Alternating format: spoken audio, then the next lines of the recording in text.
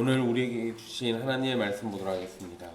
오늘 우리에게 주신 하나님의 말씀은 사도행전 22장 17절로 29절까지 말씀입니다. 사도행전 22장 17절부터 29절까지 말씀입니다.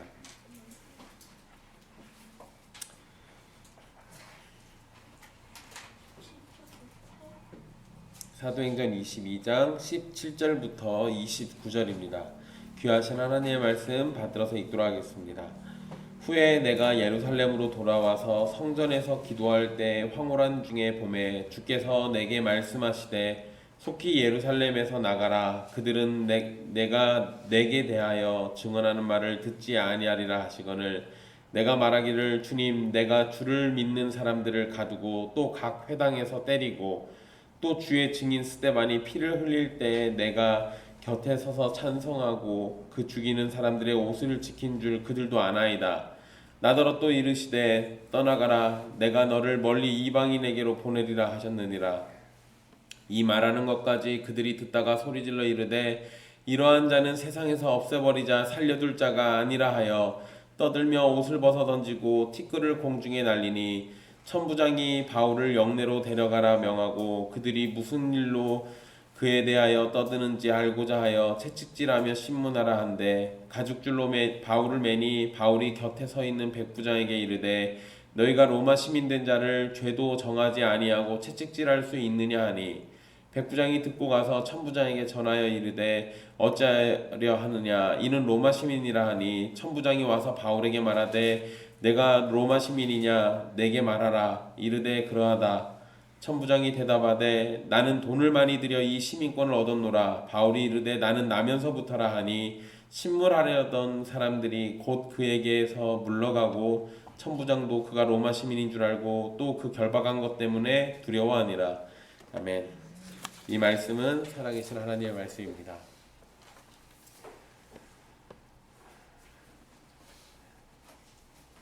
오늘은 빈자리가 많아가지고 마음이 좀 허하네요.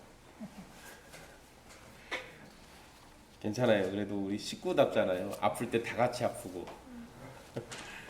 우리 아픈 식구들 빨리 낫기를 간절히 바라겠습니다. 우리 바울은 원하는 대로 예루살렘에 왔고 성령님께서 알려주신 것처럼 결박과 환란이 그를 기다리고 있었습니다. 바울은 유대인들에게 성전을 더럽혔다라는 이유로 매를 맞고 있었고 그러한 중에 천부장이 바울을 구해줬죠. 바울은 유대인들에게 자신이 어떻게 해서 예수님을 믿게 되었는지에 대해서 설명하면서 그들에게 복음을 전하려고 했습니다. 여기까지가 이제 지난 시간의 이야기죠. 오늘 말씀은 지난 시간에 이어서 이제 바울이 아나니아를 만나서 세례를 받고 난 다음에 있었던 일에 대한 내용입니다.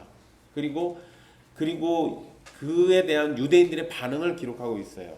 그러니까 지금 이제 오늘 우리 읽은 말씀에 보면은 예루살렘에서 성전에서 또 기도하다가 이런 얘기가 나오는데 착각하시면 안 돼요. 바울이 유대인들에게 지금 붙잡혀서 두들겨 맞을 때도 성전에 있었습니다. 그런데 여기에서의 이 내용은 그때 얘기가 아니라 다메섹으로 갔다가 거기에서 예루살렘으로 다시 돌아와가지고 사도들을 만나고 첫 번째 돌아와서 예루살렘에 있었을 때 그때 이야기예요. 그러니까 이거는 예전에 바울이 예수님 믿고 난 다음에 변하고 나서 처음으로 예루살렘에 왔을 때 벌어진 사건을 얘기하는 겁니다.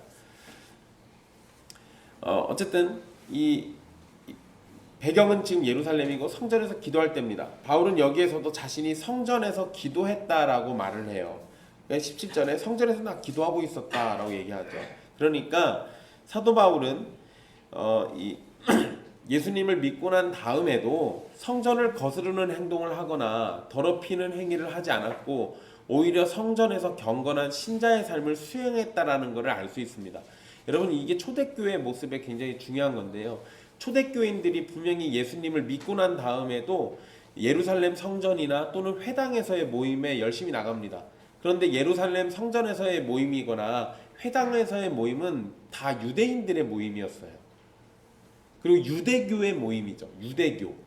유대교라는 종교의 모임이지 사실 엄밀히 따지면 우리 예수님을 믿는 신앙과는 약간 거리가 있어요. 하지만 초대교인들은 자기들이 유대인이니까 그 유대교의 모임에 여전히 나갔습니다. 그러니까 유대교에서 얘기하는 그 회당 안에서 이야기되는 것들이 복음의 내용과는 약간 다르다 할지라도 자기들이 유대인들이니까 유대인의 전통을 여전히 잘 따라주고 있는 거예요. 그러면서 동시에 그 전통 속에서 복음을 전하려면 전할 수 있는 기회가 생긴다면 얼마든지 복음을 전하려고 했던 겁니다. 그런데 사도 바울이 이 예루살렘 성전에서 기도하고 있었다. 이것만으로도 충분히 성전을 존중하고 있다는 것을 우리가 알 수 있죠. 그러한 중에 바울은 기도 중에 황홀한 상태에 빠졌다라고 성경에 표현되어 있습니다. 그러니까 기도할 때 황홀한 중에라고 이렇게 되어 있잖아요. 황홀한 중에. 여러분 여기에서 이 황홀한 상태는 정상적인 의식이 일시적으로 중단된 마음 상태를 의미해요. 그러니까 이 정상적인 사고를 하거나 이런 건 아니라는 거죠. 그런데 요 단어가 의식이 아예 없는 상태를 얘기하는 게 아니에요. 의식이 있으면서도 어떤 거에 대해서 압도된 상황에 빠진 걸 의미하는 겁니다. 이거를 보통 우리가 이제 황홀경이라는 표현을 쓰거든요. 황홀경. 그런데 여러분 이런 황홀경에 빠지면은 사람들이 그 몸은 여기 있는데 정신이 무슨 이상한 세계에 간다든지 막 뭐 천국에 간다든지 이런 식으로 생각하는 경우들이 있어요. 뭐 그것도 분명 예전에는 가능했을지 모르지만 대신에 조심할 게 하나 있어요. 그게 우리의 사고나 생각을 아예 멈춰버린 상태에서 그렇게 된다는 게 아니에요. 정상적으로 우리가 우리의 의식이 일단은 중단된 마음의 상태지만 동시에 의식이 있어요.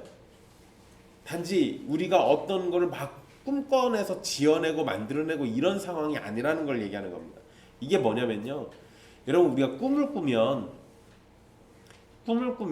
여러분들 꿈꿀 때는 색깔이 있어요, 없어요? 없어요. 있을 수도 있는데 없을 수가 있어요. 여러분 대부분 다 색깔이. 그 과학자들이 하는 얘기가 그래요. 꿈은 흑백으로 꾼대요. 근데 깨고 나서 색깔을 내가 거기다 입혀요. 근데 그게 너무 순식간에 벌어진 일이라서 사람들은 그런 색깔의 꿈을 꾼 걸로 착각을 합니다.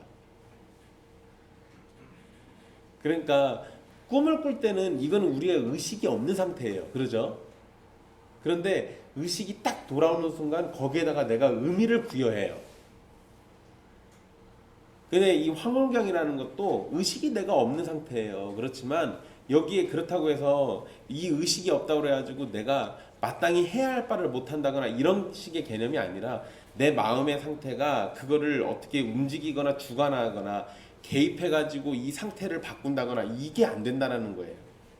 어쨌든 그 황홀경에 빠져있는 상태 속에서 사도 바울이 지금 어떤 일을 경험하고 있는 겁니다. 이거는요 여러분들 신앙생활 하시다가 성령님에 의해서 여러분들이 압도당할 때 이런 황홀경의 상태를 경험하실 수 있어요. 이건 오늘날도 우리도 얼마든지 가능합니다.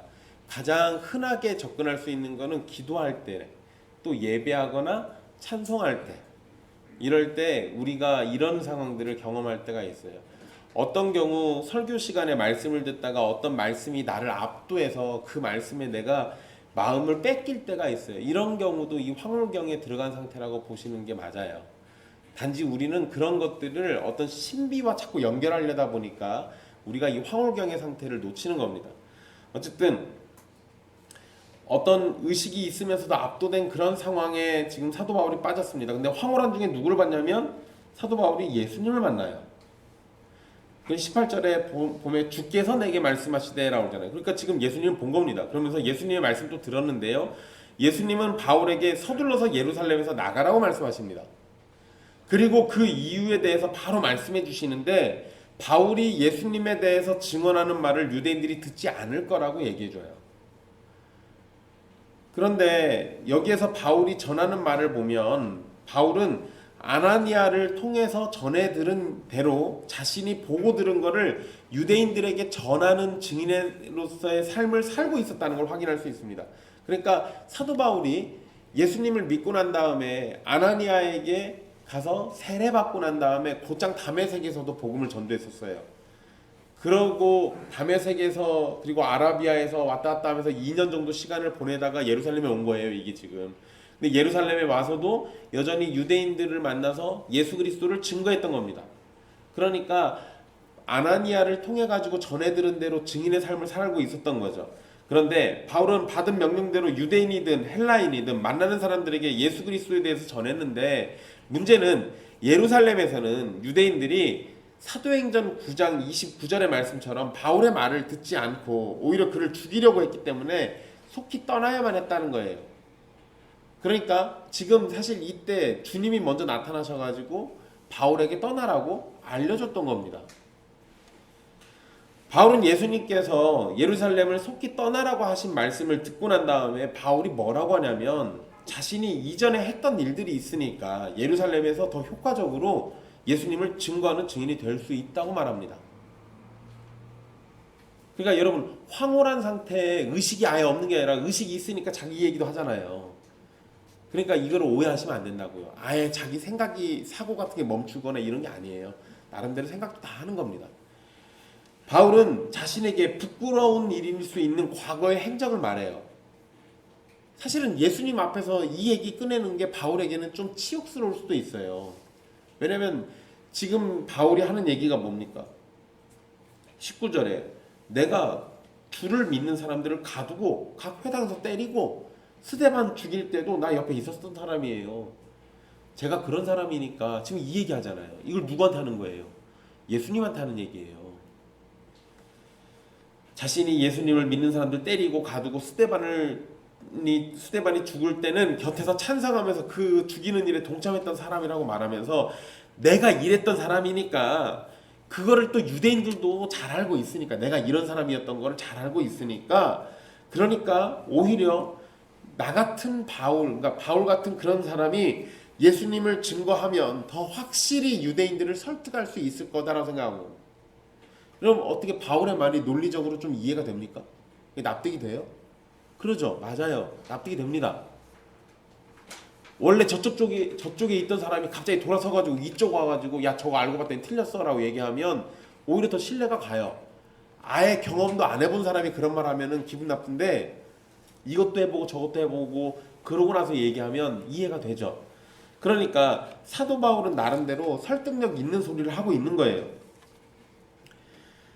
스데반을 유대인들이 죽일 때 스데반의 죄목은 율법과 성전에 대해서 거스르는 말을 했다는 이유였습니다.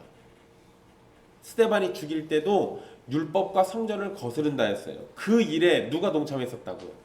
바울도 동참했었다는 겁니다. 그러니까 바울도 유대인들처럼 율법과 성전에 열심을 가진 사람이었다라는 것을 확인시켜 줄 수도 있고, 그랬던 바울이 지금 변해서 예수님을 증거한다라고 하면 충분히 설득할 수 있는 이유가 될 거라고 생각한 거예요. 그러니까 바울은 자신이 유대인들을 설득할 수 있다고 생각을 했지만, 예수님께서는 뭐라고 하십니까? 다시 떠나서 멀리 이방인에게로 보내시겠다라고 말씀하십니다. 그게 21절 나오죠. 떠나가라, 내가 너를 멀리 이방인에게로 보내리라. 결국 바울은 이방인에게로 가라는 사명을 예루살렘에서 확인받고 떠나야만 했습니다. 물론 바울이 이방인을 위한 사역을 주로 했지만 그렇다고 유대인들에게 복음을 전하지 않았던 건 분명히 아니죠. 그런데 바울이 예수님께서 자신에게 나타나셔가지고 예루살렘을 떠나 이방인에게로 보내셨다라는 얘기가 나오니까 유대인들은 듣는 걸 멈춰봅니다. 그리고 이제 소리를 지르기 시작해요. 그리고는 바울을 죽여야 한다고 소리칩니다. 그게 이제 22절부터예요. 여러분, 이게 상황이 좀 약간 이해가 잘 안 되실 수도 있어요. 지금까지 바울이 한 얘기를 잘 듣다가 난데없이 예수님이 야, 너 떠나. 여길 떠나서 너를 내가 이제 이방인에게 보낼 거야. 이렇게 얘기하니까 그 얘기 듣고 지금 유대인들이 난리가 났어요. 근데 여러분, 한글 성경에 보면은요, 마치 유대인들이 바울을 없애버리자라고 말한 것처럼 이해가 됩니다. 그래서 22절에 보면 그 중간 이후에 이러한 자는 세상에서 없애버리자 이렇게 말이 나오잖아요. 근데 저 번역이 약간 좀 의미가 좀 오해될 수 있는데, 본문의 의미는 너는 그와 같은 자를 제거하라 이런 의미예요. 그러니까 없애버리자라는 말이 우리가 없애자 이게 아니고, 지금 바울을 데리고 있는 게 누구예요? 천부장이잖아요. 천부장한테 시킨 거예요. 야, 너는 그런 자를 살려두면 안 돼! 이렇게 얘기하고 있는 거예요. 그러니까 로마 군인들에게 바울을 죽이라고 지금 소리치고 있는 겁니다. 참지 못하고 분노를 표출하면서 바울을 대적한 사람들은 이 정작 바울이 예수 그리스도에 대해 보고 들은 것에 관해서 더 자세히 설명해 주는 말을 듣지 못했습니다. 만약에 지금 이건 가정이지만 만약에 이 유대인들이 조금만 더 인내하면서 바울의 얘기를 들었더라면, 율법과 선지자가 가리키는 메시아인 예수 그리스도에 대해 들었더라면 어땠을까, 이런 생각이 들어요. 근데 참지 못하고 분노했다가 복음의 얘기를 다 듣지 못했습니다. 물론 여러분, 하나님의 예정과 섭리는 정확하기 때문에 버림받은 사람이 복음을 들었다고 달라지진 않습니다. 그러나 그들은 바울이 전하는 복음을 다 듣지도 않고 거부했기 때문에 그들은 정해진 심판의 길을 더욱 분명히 하는 일을 저질렀어요. 이것이 하나님의 은혜가 없는 사람의 일반적인 모습입니다. 복음이 귀에 들려도 거부하고, 심한 경우 복음을 듣는 것 자체를 거부하면서 그것을 피하려고 해요. 이게 은혜 없는 사람들이 보이는 태도예요. 그러나 그 결과는 하나님의 심판과 죄에 따른 영원한 저주만 있을 뿐입니다. 여러분, 만약에 내가 잠깐 앉아가지고 마음을 열고 귀를 기울여서 얘기를 들어서 영원한 생명을 얻는다면, 그것이 확실하다면 그거 안 할 사람이 누가 있어요? 그런데 마음으로 그것이 믿어지는 사람과 믿어지지 않는 사람이 있어요. 그래, 한번 들어볼까 하면서 듣는 사람이 있는 반면에, 아니 저런 말이 사실이겠어 하고 아예 듣지도 않는 사람들도 있다고요. 근데 한번 들어볼까? 그래, 뭐라고 하는지 한번 들어볼까? 라고 하면 적어도 하나님의 은혜가 조금이라도 더 주어졌으니까 그런 반응을 보이거든요. 그런데 그런 사람도 있고, 지금 유대인들처럼 아예 듣기를 거부하는 사람들도 있고, 앞으로 우리가 만날 사람들도 이런 사람들을 얼마든지 만날 수 있습니다. 근데 만약에 여러분들이 사랑하는 가족들에게 복음을 전하려고 하는데 유대인들처럼 이렇게 반응을 한다면 여러분들 마음이 많이 찢어질 거예요. 근데 그래도 낙심하지 마십시오. 왜냐하면 그들의 마음에 하나님의 은혜가 없어서 그런 거니까 은혜가 내려지기를 계속 기도하면서 또 얘기하는 거예요. 은혜만 있다면 그래 한번 들어볼까가 돼요. 은혜가 없으니까 안 들으려고 하는 거지. 여러분, 제가 이단들 상담할 때 또 이단들 상담하는 상담소에 가가지고 이 상담하는 과정들을 이렇게 지켜볼 때요, 요 똑같은 반응들이 나옵니다. 상담소에 데려가면요, 100이면 100 다 처음에 안 듣는다고 그래요. 듣기 싫다고 그럽니다. 들을 필요가 없다고 얘기해요. 요새는 잘 안 그러는데 옛날에는 반강제적으로 붙잡아서 얘기했어요, 그냥. 근데 그렇게 얘기하다 보면은요, 어느 순간 이 사람이 누가 옆에서 자꾸 떠드는데 귀 안 들릴 수가 없잖아요. 계속 듣다 보면 어느 순간 갑자기 마음이 열려가지고 그 말을 듣기 시작해요. 근데 짧은 사람들은 하루 이틀만 해도 되기도 하고, 보통은 15일 아니면은 한두 달, 길게 걸리면 6달까지도 있어요. 그러니까 그 기간 동안 될 때까지 계속 떠드는 거예요. 들으라고. 이단에 빠진 사람을 빼오는 일도 그런 정도인데, 사실 이단에 빠져 있거나 예수님을 믿지 않거나 영적인 상태는 거의 비슷해요. 이단에 빠져 있는 경우는 악한 영이 더 들어갔기 때문에 좀 더 힘든 것 뿐이지, 사실 우리가 복음 전하는 거는 별 차이가 없어요. 그런데 제가 옆에서 지켜보면서 내린 결론이 그거였어요. 아무리 이 사람이 맞는 소리를 떠들어도 귀에 안 들리면 의미가 없어요. 근데 그게 귀에 들리게 하는 거는 성령님이 하시는 일이라고. 하나님이 강력하게 개입하시면 안 들리던 게 갑자기 들려요. 닫혀있던 마음이 갑자기 열려가지고 별 시덥지도 않은 얘기 가지고도 갑자기 사람이 마음이 변합니다. 유대인들도 그런 은혜가 있었더라면 참 좋았을 텐데 이들은 그런 은혜를 누리지 못했어요. 안타까운 일이죠. 근데 여러분, 여기에서 한 가지 조심할 게 있는 거예요. 유대인들이 무리였기 때문에, 군중들이었기 때문에 더 그런 겁니다. 악한 일에 있을 때 내가 그 속에 같이 들어가 있으면 내가 그들과 마음을 같이 하지 않다 하더라도요, 그들의 선동에 같이 휩쓸리게 돼 있어요. 그게 사람들의 특성입니다. 그러니까 누군가 무리지어 가지고 뭘 할 때는요, 한 걸음 비껴나서 생각해 보는 것도 우리에게 유익해요. 그것이 만약에 정말 정답이면 나중에 들어가도 상관없어요. 그런데 우리는 항상 한 걸음 비껴서 다시 한번 생각해 볼 필요가 있는 거예요. 저것이 진짜 과연 옳은 일인지 옳지 않은 일인지. 이런 자세를 가지면 선동에서 우리가 조금 벗겨날 수 있습니다. 어쨌든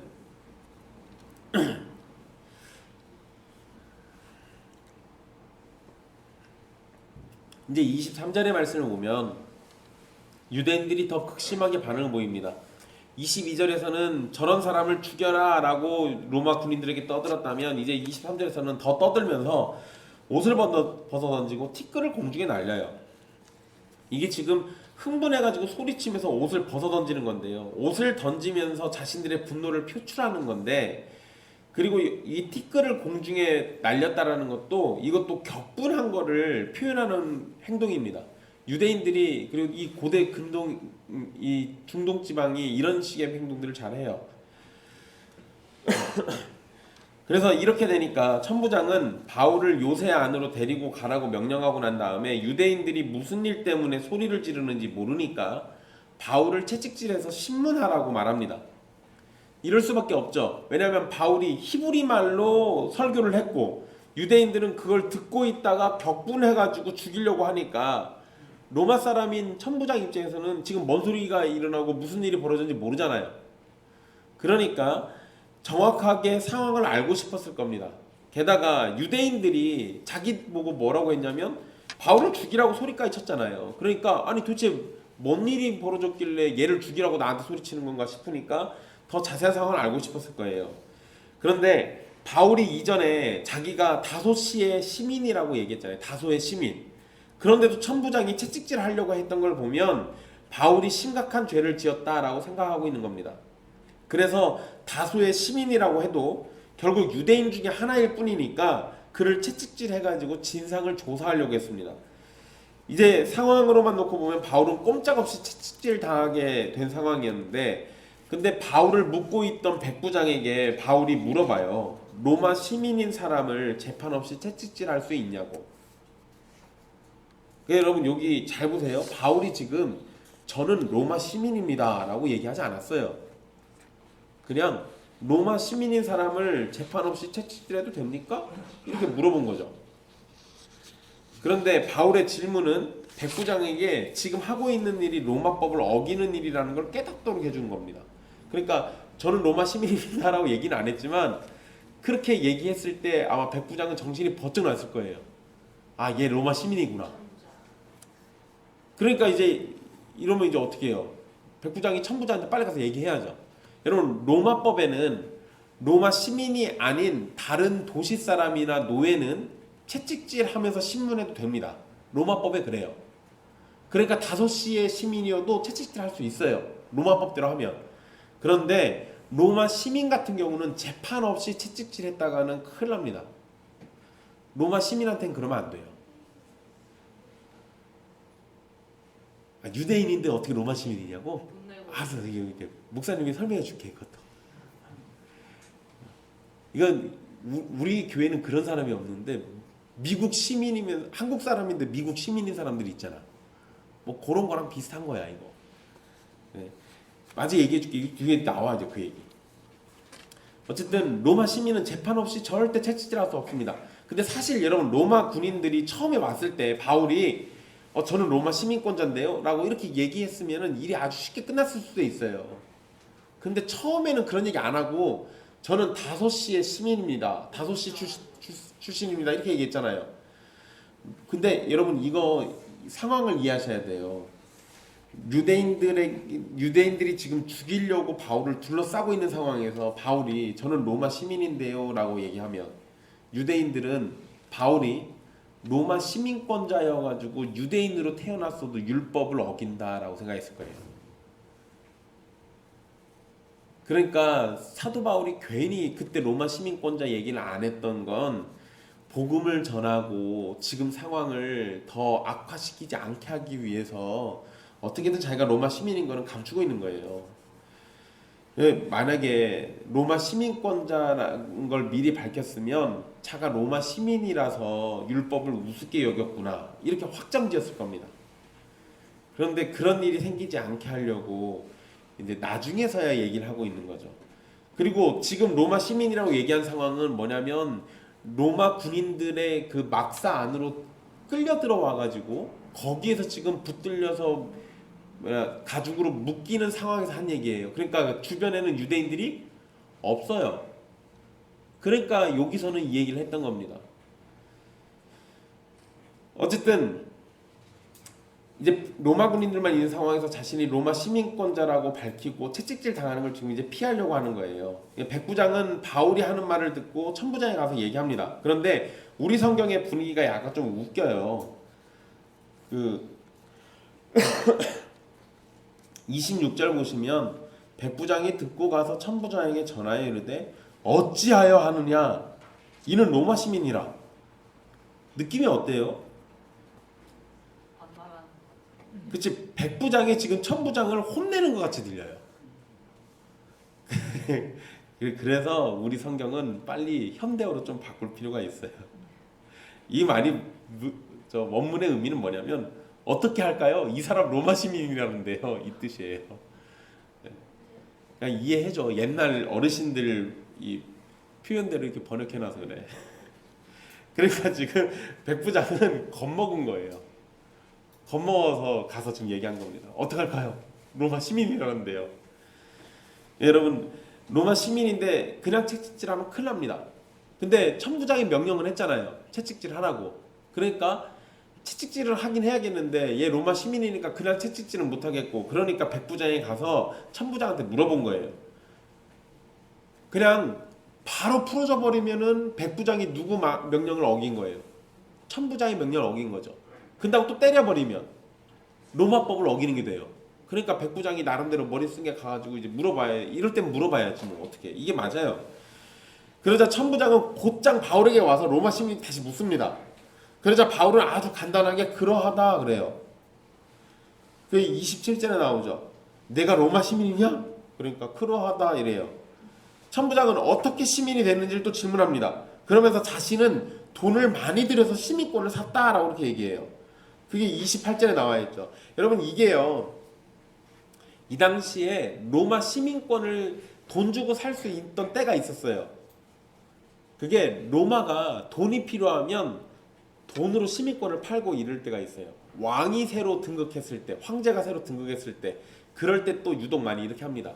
그래서 이 천부장도 이 돈으로 지금 이 로마 시민권을 샀던 사람이에요. 그런데 자기는 돈 들여서 샀다 그러는데 바울은 뭐라고 합니까? 나는 나면서부터 시민이었다라고 대답합니다. 여러분 돈을 주고 시민권을 산 사람은요 나면서부터 시민이었던 사람보다 열등한 존재로 생각됩니다. 돈 주고 산 거니까. 그러니까 천부장이 예루살렘에서는 군인들을 지휘하는 높은 지위에 있다 하더라도요 시민권만 놓고 보면은 누구보다 낮아요. 바울보다 낮아요. 지금 상황에서 그 일대에서 바울보다 높은 사람이 없는 거예요. 그런데 아무 생각 없이 가자마자 결박하고 잡아가지고 와서 채찍질 하려고 했던 거예요.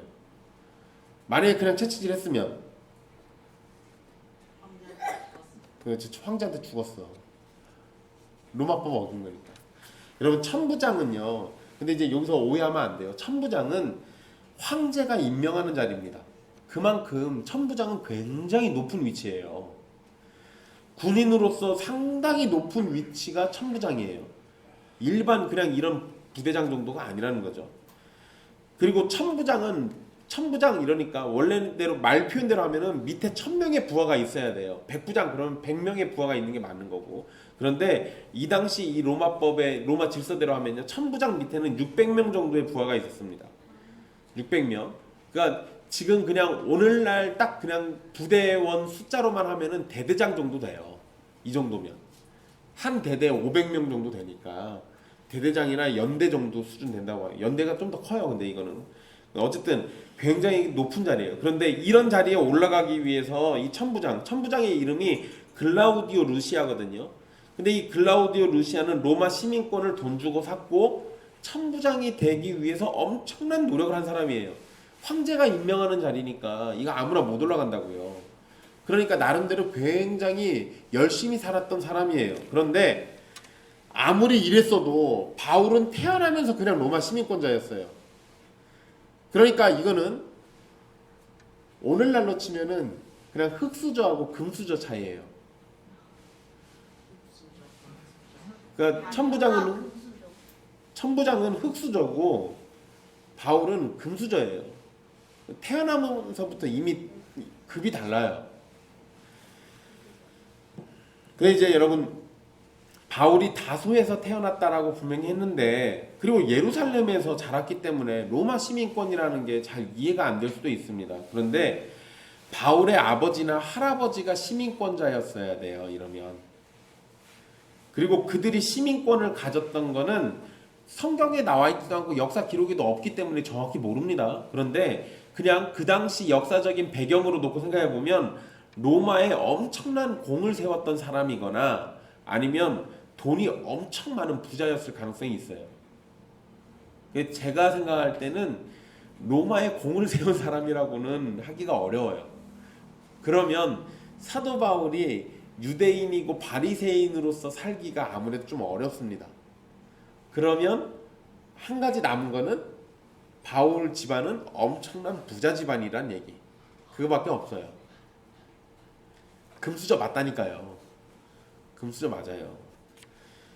그리고 확실한 건요. 바울이 어렸을 때부터 가말리엘의 밑에서 공부했다라고 했잖아요. 가말리엘 밑에서 공부하려면 돈이 많이 들어가요. 그러니까 집안이 부유한 집안이었다는 건 분명한 사실입니다. 그러니까 바울 집이 가난한 집이 아니에요. 부자 집안이에요. 그러니까 아마도 바울 조상 중에 아버지나 할아버지나 증조할아버지 중에 누군가는 진작에 로마 시민권을 돈 주고 샀을 가능성이 있어요. 그리고 난 다음에 이후로는 로마에서 이제 로마 시민권을 가지고 태어나는 게 되는 거예요. 그러니까 바울은 지금은 그냥 로마 사람인 거죠. 어쨌든 이런 로마 시민을 재판도 없이 묻고 채찍질한 것도 문제고 천부장은 자신보다 높은 등급의 로마 시민을 핍박한 상황이라서 이것도 문제예요. 지금 상황에서 바울이 만약에 황제에게 고발이라도 하면 천부장이 싹 다 책임지고 처벌받아야 합니다. 그치, 사형당할 수도 있어. 이러면 법을 어긴 거니까. 그래서 천부장은 신문하려던 사람들 다 떠나게 하고 그리고 난 다음에 두려워했다라고 성경에 기록되어 있는 거예요. 29절에 두려워했다라고 되어 있잖아요. 이제 천부장과 바울은요 로마 군인과 죄수의 관계가 아니라 로마 군인과 로마 시민의 관계가 되어버린 거예요. 그래서 천부장 입장에서는 우선적으로 보호해줘야 하는 사람이 누굽니까? 로마 시민인 바울이에요. 로마 시민인 바울이에요. 그래서 여러분 오늘 말씀에는 이제 안 나오지만 이후에 보면은요 이 천부장이 바울을 보호해가지고 가이사랴로 보내는데 굉장히 많은 군사들을 파견 보냅니다. 왜냐면 얘 죽으면 큰일 나거든요. 그래서 이 당시에는 말도 안 되는 숫자의 병사들을 붙여가지고 보내줘요. 그만큼 우선적으로 이제 바뀌게 됩니다. 상황이. 어쨌든 여러분 오늘 말씀에서요 유대인들이 바울의 말을 듣다가 소리 질렀던 이유, 갑자기 내동 잘 듣고 있다가 소리를 질렀잖아요. 왜 그랬을까? 근데 그거는요 이 유대인들의 상황을 잘 이해하면 쉽습니다. 일단 21절에 보시면 내가 너를 멀리 이방인에게로 보내리라 이렇게 얘기하니까 그 얘기 듣고 난 다음에 소리 질렀잖아요. 유대인과 이방인을 동등하게 이야기했다라는 이유가 첫 번째예요. 바울은 분명히 예수님에 관한 이야기하고 있었습니다. 그리고 유대인들은 생각보다 그걸 잘 듣고 있었어요. 사실 예수님은 어떤 존재입니까? 이때로 치면 30년쯤 전에 자기들 조상들이 십자가에 매달아 죽였던 인물이 예수예요. 몰랐을까요? 아니요. 그만한 인물이면 두고두고 이야기가 돼요. 그리고 예수 믿는 사람들이 예루살렘에 계속 있었잖아요. 그러니까 모를 리가 없어요.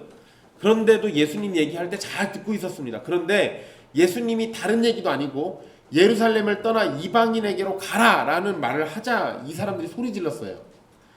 바울의 설명을 따르면 예수님이 메시아이신데 그분이 바울에게 유대인을 떠나서 이방인에게로 가라고 하셨다라는 겁니다. 그러니까 바울이 하는 말을 보면 유대인들이 듣지 않을 것이니까 예루살렘을 떠나라고 이렇게 하셨는데 이것 때문에 화가 난 거예요. 이것 때문에 유대인들을 지금 무시하고 구원이 유대인이 아니라 이방인에게로 있는 것처럼 그들에게 가라고 했다고. 그런데 여러분 유대인들이 극도로 분노하는 이유가 뭘까요? 이거 예수님을 만난 바울의 이야기를 아무런 말 없이 잘 듣고 있었습니다. 그런데 예수님께서 바울을 멀리 이방인에게로 보내신다는 말씀에 반응을 보인 거예요. 이들은 구원의 은혜가 이방인에게로 간다는 사실에 분노하는 겁니다. 유대인들은 극단적인 민족주의자예요. 자기네들 빼고는 다른 민족에는 별로 관심이 없어요. 그래서 자신들 외에 다른 민족에게 구원의 은혜가 주어진다는 것을 받아들이지 못하는 겁니다. 자신들만 은혜를 누려야 하는데 자신들만 복을 받아야 한다는 식으로 이해하고 있는데 근데 우리에게서가 아니라 쟤네들에게 간다고? 이거 말이 안 되는 거예요. 그리고 22절에서의 유대인들이 보인 반응을 생각해 보면요. 18절에서 예수님이 바울에게 하신 말씀이 어떻게 실제가 되는지 정확히 보여줘요. 예수님 그러셨잖아요. 너 속히 예루살렘 떠나. 네가 나에 대해서 하는 말 쟤네들 안 들을 거야. 그런데 그 말이 정말 실제가 됐잖아요. 분명 저렇게까지 저 얘기까지 다 해줬는데도 유대인들은 그 와중에도 예수님에 대한 얘기를 더 안 들으려고 소리 질렀습니다. 유대인들은 정말로 바울의 말을 듣지 않으려고 했고 바울을 죽이려고까지 했습니다. 이 사람들 유대인들이 진짜로 하나님을 사랑한다면 하나님의 말씀이 온 세상에 퍼지는 걸 즐거워해야 합니다. 이게 정상이잖아요. 그렇잖아요? 그럼 저랑 친하게 지내는 강도사 하나가요. 저한테 자꾸 가수 유나 노래 들어보라고 링크를 자꾸 보내줘요. 그래서 들어봤어요. 네. 근데 저는 그 가요 듣는 걸 별로 이렇게 전 가요는 다 80년대 90년대 가요가 최고예요. 요즘 거는 별로 듣고 싶지 않아요. 근데 네, 유나 노래 좋다고 자꾸 듣다 보니까 좋은 것도 있긴 하더라고요. 근데 여러분 본인이 정말 좋아하고 아끼니까 다른 사람도 들어주길 바라는 거 그게 보통 일반적이지 않아요? 그러지 않아요? 내가 만약에 남진이란 가수를 좋아하면 다른 사람들이 남진이란 가수 노래 들어주는 걸 좋아하는 남진은 너무 옛날 사람이구나. 있어 그런 사람 있어. 네. 뭐 나훈아 뭐 네. 김광석 뭐 이런 사람도 있는데 블랙핑크 합시다. 그래. 내가 블랙핑크를 좋아하면 다른 사람들도 블랙핑크 노래를 듣기를 바라는 이게 일반적이잖아요. 내가 하나님을 사랑한다면 내가 사랑하는 하나님의 말씀이 모든 사람들의 귀에 들리기를 원하는 게 이게 정상 아니에요? 그게 정상이잖아요. 그런데 유대인들은 그러지 않았다는 겁니다. 유대인들은 하나님의 형상인 사람을 존중하고 사랑으로 대했어야 하는데 이게 그러지 않았어요. 만약에 하나님의 형상인 사람을 사랑으로 대했다면 이방인들에게 복음이 증거되고 구원의 은혜가 퍼지는 걸 함께 즐거워했을 겁니다. 그러나 유대인들은 오로지 자신들만 그러한 은혜를 누려야 한다고 생각을 했어요. 게다가 구원을 주러 오신 예수님을 향해서는 사리와 분노를 가지고 있었고 그 예수님이 이방인들에게 은혜 주시겠다라고 하니까 그것까지도 방해하려고 하죠. 유대인들의 행동에서 선이라고 찾아볼 수가 없어요. 그러니까 이런 거잖아요. 자기네들이 안 믿을 거면 이방인들이라도 믿게 내버려 두든지. 근데 내가 안 믿을 거지만 쟤들도 믿으면 안 된다는 식이잖아요. 이건 뭐예요? 그냥 예수님 그 자체가 싫은 거예요. 그러니까 이런 식으로 반응 보이는 겁니다. 그리고 자신들과 똑같이 율법에 열심이었던 바울이 생각과 마음을 바꿔서 예수 그리스도를 믿고 예수 그리스도의 증인이 되는 삶을 살고 있다면 그가 왜 그렇게 열심히 하던 일들을 다 멈추고 어떻게 해서 회심하게 됐는지에 대해서 묻고 바울의 이야기를 들어볼 법도 하잖아요. 그런데 유대인들은 그저 자신들의 생각에 너무 빠져 있어서 다른 사람들의 이야기를 들을 여유나 생각의 넉넉함이 전혀 없었어요. 이거 참 심각한 문제죠.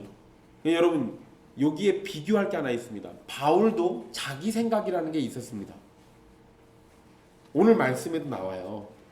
그러니까 예루살렘을 속히 떠나라고 말씀하시는 예수님께 바울이 내가 설득할 수 있다라고 얘기하잖아요. 그 자신의 의도를 얘기합니다. 그런데 주님은 뭐라고 그래요? 아니, 다시 떠나라고는 얘기하세요. 바울은 자신의 생각을 고집했습니까? 아니요. 내려놨어요. 여러분, 상황으로만 놓고 보면요, 지금 유대인들에게 예수님을 증거할 수 있는 최적의 인물이 누구예요? 바울이 맞아요. 바울 말이 맞아요. 이러면 우리 상식적으로 생각해 보면 바울보다 예수님을 더 잘 전할 수 있는 사람이 없다고요. 왜? 바울은 옛날에 유대인들과 똑같이 살았고 유대인들이 지금 하는 것처럼 똑같이 예수를 핍박했고 예수 믿는 사람들을 잡아서 죽이는 일까지 했어요. 그런데 그런 바울이 지금은 예수님을 증거하잖아요. 그러니까 바울이 내가 왜 그랬는지를 너희들에게 설명해 줄게 하면서 얘기할 수도 있어요. 그런데 예수님의 생각은 그게 아니었습니다. 네가 무슨 생각을 하든 네가 얼마나 합리적으로 생각을 하든 아니야, 떠나. 그러면 어떻게 해야 돼요? 순종해야 돼요. 근데 바울은 어떡합니까? 순종해요. 유대인들은 자기 생각을 고집했고 차이가 나죠. 이게 은혜 입은 자의 차이예요. 은혜를 입은 자와 입지 않은 자는 이런 차이가 나요.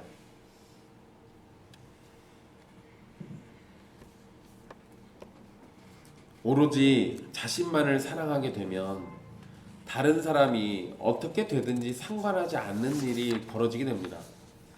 마찬가지로 자신이 옳다는 생각에 빠져 있으면 다른 사람이 무엇이라고 말하고 진리가 무엇이고 사실이 무엇인지에 대해서도 관심을 두지 않아요.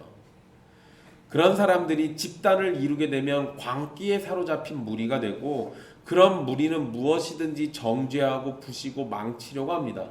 이런 모습은 이단들이 잘 보이는 모습이기도 하고요. 정치적으로도 극단적인 입장을 가진 사람들이 이런 행동들 잘해요. 잘 보세요. 이단들이 이 광기에 빠져가지고 자기들밖에 모르잖아요. 그런 사람들은 가족도 없어요. 친구들도 없어요. 다 그 안에 있는 사람들 외에는 아무도 없습니다. 정치적으로 이 극단적인 입장에 빠져있는 사람들도 좌든 우든 잘 보세요. 이 사람들 자기네들 말 말고는 아무 말도 들으려고 하지 않아요. 자기들밖에 없잖아요. 자기들이 항상 옳고. 그러니까 그 안에서 항상 사고 치잖아요. 자기 생각이 옳다는 거기에 집착해서 빠지면 광기에 사로잡혀요. 그런 사람들이 무리를 이루게 돼 있으면 그 무리는 그냥 그 자체로 해악이에요. 그런데 여러분, 이런 모습은 교회에서도 나타날 수 있어요. 교회 안에서도. 신앙생활을 하면서도 오로지 자신에게만 집중하게 되면요, 다른 사람들은 생각하지 못하고 자신의 신앙생활에만 집착하게 됩니다. 결국에는 유대인들처럼 사랑은 버리고 폭력만 가득 채운 사람이 될 수 있어요. 나에게만 집중하면 내가 하는 것만 항상 옳아요. 내가 하기 싫은 건 무조건 다 정죄해요. 이러면 자기 신앙에 빠져서 자기밖에 모르는 사람이 된다고요. 그런 사람은 교회 안에서도 다른 사람들과 더불어서 같이 지내는 걸 잘 못해요. 그런 사람이 때로는 진리를 지키는데 유용할 수도 있지만 결국에는 그 사람 때문에 교회가 분쟁에 빠지고 싸움에 빠지고 그리고 아픔에 빠지기도 합니다. 참된 신자는 말씀과 성령을 따라서 살아가되 내가 아는 것이 전부라고 생각하지 말고 항상 겸손히 진리를 대하고 자신만을 위한 신앙이 아니라 하나님과 교회를 위한 신앙이 되도록 사랑으로 살아가는 겁니다. 그냥 나만 바라보는 신앙생활은 진짜 신앙생활이 아니에요. 주님이 그런 거 원하시지도 않고요.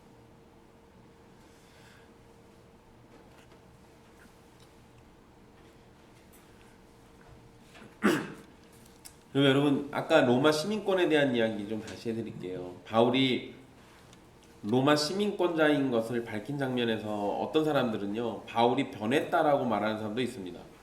채찍질이 무서워서 그것을 피하려고 로마 시민권이라고 얘기했다, 이렇게 말하는 사람도 있는데요.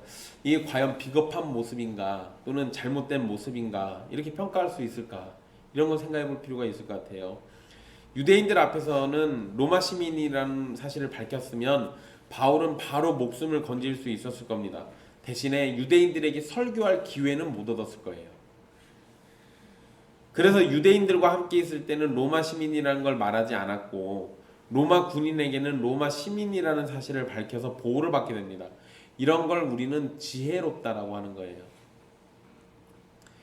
오히려 우리는 이런 바울의 지혜를 배울 필요가 있습니다. 바울은 자신의 목숨만을 생각했다면 그냥 곧장 로마 시민이라고 밝히면 끝나요. 그러면은 더 고통당할 일도 없었을 겁니다. 그런데 자신을 해치려는 사람들을 로마 군인의 힘으로 다 막을 수 있었는데도 그렇게 하지 않아요. 바울은 유대인들에게 복음을 전하기 위해서 자신의 권리를 사용하지 않았습니다. 그러나 로마 군인들과 있을 때는 자신의 권리를 사용해서 자신을 보호하고 후에 복음을 전할 수 있는 기회를 다시 얻으려고 했어요. 바울에게는 이렇게 하는 것이 하나님의 영광을 위한 바른 선택이라고 생각을 했던 겁니다. 성도가 하나님의 영광을 더럽히지 않거나 하나님의 말씀을 어기는 것이 아니라면 법의 보호를 받을 수 있습니다. 얼마든지 이래도 돼요. 이건 지혜의 문제인 거지. 지혜의 문제인 거지 진리의 문제가 아니거든요. 오히려 하나님께서 정부와 법과 사회가 정한 질서를 통해서도 교회와 성도들을 보호해 주신다는 것도 우리가 인정하고 받아들여야 할 문제예요. 오히려 그러니까 우리는 그런 것들을 잘 활용하고 이용할 필요가 있다는 겁니다. 우리가 구원을 위해서 하늘의 천사들과 전능하신 성령님의 권능을 바라보는 건 바른 신앙의 모습이 아닙니다. 그것만 바라보는 것은 굉장히 미련한 짓이에요. 왜냐하면 당연히 여러분 당연히 우리가 삶에서 건짐을 받고 도움을 받는 모든 것에는 하나님의 은혜가 있습니다. 그런데 그러한 하나님의 은혜는 그냥 초자연적으로 우리에게 주어지는 건 일반적이지 않아요. 일반적으로 하나님은 우리가 살고 있는 우리나라의 법, 또 우리가 있는 이 사회에 정한 규칙, 사람들 사이의 약속과 양심, 그런 것들을 활용하셔가지고 우리를 보호하시거든요. 그러니까 초자연적인 것만을 바랄 것이 아니라 일상적이고 주변적인 것들 속에서 주님의 은혜가 있다라는 것을 기억하시라는 겁니다. 하나님의 도우심을 기도로 구하고 이미 주신 제도와 주변의 환경을 충분히 활용하면서 살아가는 것, 마땅한 신자의 모습입니다. 사랑하는 형제 자매 여러분, 우리는 매 순간마다 하나님의 도우심이 없이는 살 수 없는 존재예요. 그래서 하나님은 우리를 둘러싼 모든 것들 안에 하나님의 도우심을 심겨놨습니다. 우리의 영적인 감각이 둔해서 하나님의 도우심을 제대로 못 느끼는 것뿐이지 우리는 항상 모든 일에 하나님의 도우심을 받는 겁니다. 성도가 하나님께 기도하고 도움을 받는 건 당연한 일입니다. 그것은 특권이고 의무고 하나님의 자녀된 권세입니다. 그런데 기도만 하고 아무것도 하지 않는 것은 하나님 앞에서 범죄죠. 우리는 하나님께 기도한 것을 따라서 우리가 해야 할 일에서도 최선을 다해야 합니다. 굶주려서 일용할 양식을 구했다면 양식을 얻기 위해서 일을 해야 하고, 돈이 필요해서 하나님께 돈 주시기를 기도했다면 돈을 벌기 위해 뛰어야 합니다. 하나님께서 우리를 대한민국에서 태어나게 하셨으니까 우리는 대한민국의 법을 존중하면서 동시에 그 안에서 지혜롭게 하나님의 영광을 위한 삶을 살기를 힘써야 합니다. 물론 하나님을 위해서 살기 위해서는 정부로부터 불이익을 당할 때도 있고요. 대한민국의 법이 우리를 힘들게 할 수도 있습니다. 그러한 때 주님을 바라보면서 그 힘듦을 또 이겨내는 것도 우리에게 필요한 자세인 거예요. 그러나 일반적인 상황에서는요, 오히려 그러한 법들은 하나님의 보호하심으로 우리에게 주어진다라는 것을 기억하십시오. 또 우리가 하나님의 백성이라고 불리는 이상 우리의 주권으로 살려고 하지 마십시오. 우리는 우리의 주권이 아니라 하나님의 주권으로 살기를 힘써야 돼요. 유대인들은 자신들의 전통과 생각을 따라 살았죠. 그리고 그것이 하나님의 뜻보다 우선이라고 생각했기 때문에 하나님의 법에서 멀어지고 순전한 하나님의 백성이 아닌 자기 고집을 따라 사는 죄인이 되었습니다. 그러니까 예수님의 말씀을 들려줘도 그걸 들을 생각을 안 하는 거예요. 복음이 선포돼도 관심이 없는 겁니다. 모세와 선지자가 자기들 손에 있어도 그것이 진정 무엇이라고 말하는지에는 관심이 없어요. 뭐만 있는 겁니까? 자신들의 고집만 있고 자신들의 전통만 있는 거예요. 그러다 보니까 이들에게는 복음이 없었던 겁니다. 우리 생각에 그것이 옳다고 느껴져도 하나님의 말씀이 아니라고 가르쳐주면 하나님의 말씀을 따르는 것이 당연한 겁니다. 우리 안에 고집불통인 모습이 자라나서 하나님의 말씀과 영광까지 무시하는 범죄를 짓지 않도록 주님께 은혜를 구하십시오. 또한 여러분이 하나님의 말씀보다 여러분의 생각을 의지하지 않도록 말씀 앞에 굴복되는 성도가 되기를 힘쓰십시오. 여러분들의 고집이 여러분을 주관하면 그만큼 하나님으로부터 멀어진다는 사실을 기억하셔야 돼요. 바울이 자신의 생각을 곧장 내려놓고 주님 앞에 순종했던 것처럼 순종이 여러분의 습관이 되고 일상이 되기를 소망합니다. 여러분들 마음의 생각들, 삶의 환경들 다 달라요. 그래서 여러분들이 어떻게 힘들게 살아가고 있는지 제가 그걸 다 어떻게 알겠습니까? 그런데 여러분, 우리에게 주어진 거는 똑같아요. 하나님의 말씀이 있고 그 앞에 순종하라는 주님의 명령이 있습니다. 그리고 그 일을 완수하라고 우리에게 성령님도 주셨고 예수 그리스도가 이미 다 이루셨잖아요. 우리가 믿음이 있다면 믿음 안에서 순종하는 것이 마땅한 일입니다. 그 믿음을 여러분들의 삶으로 보여주십시오. 올해는 다 지나갔으니 이제 내년에 그 믿음의 삶이 여러분들의 삶 가운데 증거될 수 있도록 더욱 힘써 노력하십시오. 기도하겠습니다.